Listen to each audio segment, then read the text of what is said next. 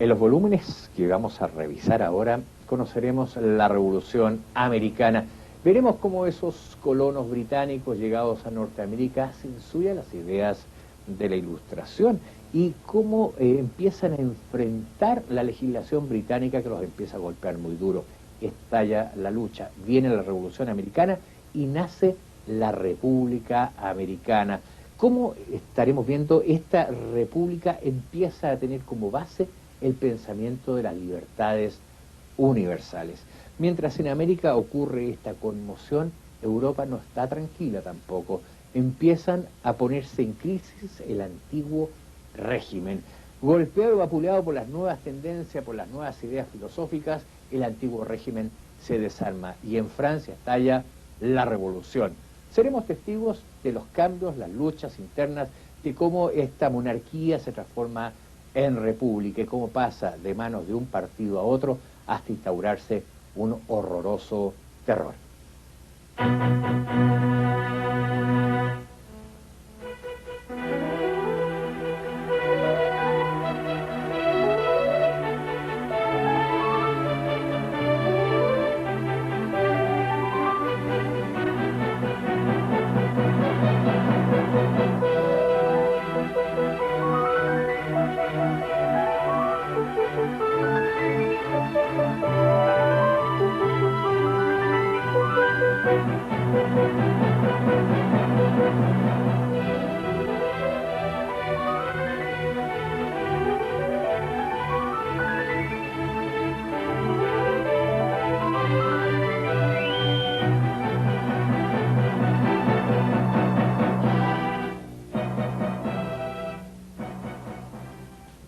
En 1492, Colón descubrió un nuevo territorio al otro lado del Atlántico, al menos nuevo para los europeos, y el mundo del hombre de Occidente contó con 2 continentes más.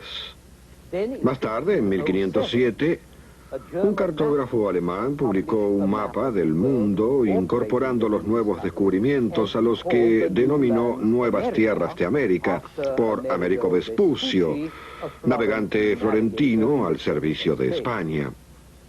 Podría haberlas denominado Columbia por Colón, pero quedaron con ese nombre, y el sueño americano nació para encender la imaginación de aquellos a quienes no les gustaba la realidad que veían a su alrededor en Europa, la violencia y la corrupción del viejo mundo. En América los salvajes desnudos compartían cuanto tenían. Sus necesidades eran sencillas, vivían en armonía, eran buenos por naturaleza. América era un mundo que había escapado a la caída, a la degradación. Jamás había conocido el pecado original.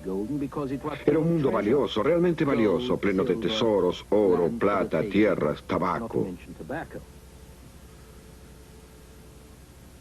El salvaje, noble y feliz jamás existió, por supuesto. Y los habitantes que sí existieron, pronto fueron exterminados mediante guerras, enfermedades y explotación.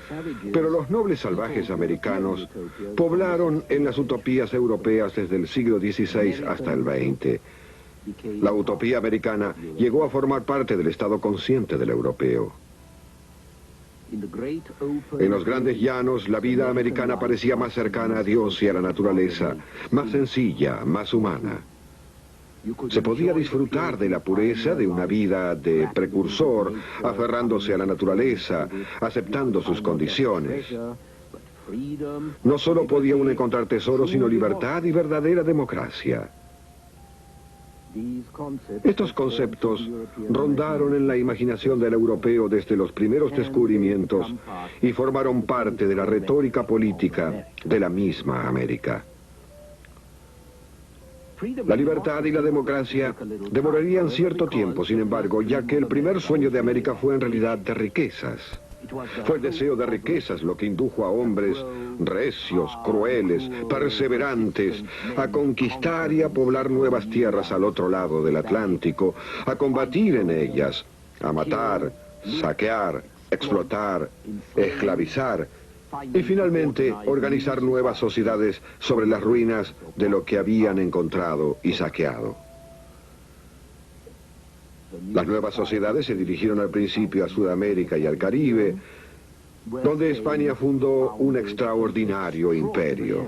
El imperio fue burocrático, próspero, estable, sofisticado, no más opresivo que España, con menores impuestos que España, más adelantado que España, y por cierto, más adelantado que las tierras menos atractivas situadas al norte. Mientras en el norte había algunas aldeas sucias, en el sur se destacaba la cultura urbana. Esta, por ejemplo, es la Ciudad de México. En el norte había troncos, en el sur había piedras, espléndidas ciudades, grandes iglesias, universidades y bibliotecas. La vida social se equiparaba con la de Milán o la de Madrid. La clase mercantil era como la de Lisboa o la de Sevilla, y había dinero público para mejoras urbanas, para pintura, para iluminación, suministros de agua para plantar árboles a lo largo de las anchas avenidas. Algunas de las obras maestras barrocas del 1700 se conservan aún en la Ciudad de México. Pero para 1700, el Imperio Español se hallaba en decadencia y el sur cayó junto con este. Un nuevo mundo nacía al norte. Y había demorado bastante llegar. Alrededor de 1530, cuando los franceses navegaron por primera vez en el río Saint Lawrence, los españoles ya se habían instalado en México, Perú y Cuba. Alrededor de 1580, para cuando los ingleses se establecieron en Terranova y se cansaron de colonizar en Virginia, denominada así por Isabel, la Reina Virgen, las universidades hispanas de Lima y México estaban produciendo más oficiales que Padua o que París. Al norte no había tesoros que atrajesen a los colonos. Había pieles, pero no hacía falta mucha gente para atrapar animales y desollarlos, y los nativos del norte eran más guerreros que los del sur. Así que la colonización del territorio norteamericano no se produciría sino hasta el siglo XVII. Fue entonces cuando los franceses fundaron Quebec y Montreal, y los ingleses volvieron a fundar Virginia. Fue entonces cuando a los peregrinos les llevaba 3 meses y 5 días navegar desde Plymouth, Inglaterra, hasta Nueva Plymouth, que con el tiempo sería Massachusetts. Fue en el siglo XVII cuando los holandeses fundaron Nueva Ámsterdam, donde hoy se encuentra Nueva York, cuando los suecos fundaron Nueva Suecia, donde hoy se halla Delaware, y cuando John Locke escribió una constitución para el nuevo estado de Carolina, llamado así, por supuesto, por el rey Carlos I. Tom Paine denominó a Norteamérica la colonia de toda Europa. En efecto, en el siglo XVIII, Norteamérica incitaba a los galeses y escoceses, los españoles, alemanes y austríacos a acompañar a los franceses, ingleses y holandeses. Y Norteamérica era también una colonia europea en el sentido de que su nueva cultura era europea. Antes de que los peregrinos desembarcasen en Plymouth, por ejemplo, habían firmado un convenio que era